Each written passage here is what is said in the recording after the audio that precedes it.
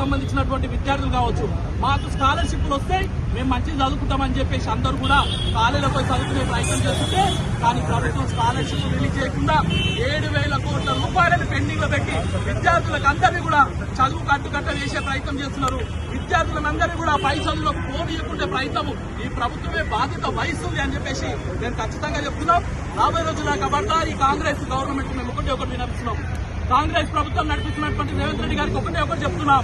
ఈ తెలంగాణ రాష్ట్రంలో 10 ఏళ్ల పాటు పరిపాలించినటువంటి ఎవరైతే రేవంత్ రెడ్డి, ఎవరైతే కేసీఆర్ ఉన్నాడో ఆయన 10 ఏళ్ల పాటు చేసినటువంటి తప్పులను కూడా ఈ పార్టీ కూడా చేస్తా ఉంది.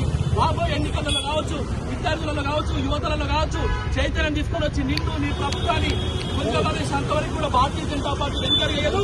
మా కార్యకర్తలంతా కూడా ఈ రాష్ట్రంలో ఉన్నటువంటి అంతిమంగా ఉన్నటువంటి ప్రతి పేద విద్యార్థికి న్యాయం జరిగేంత వరకు పోరాటం కొనసాగిస్తాం.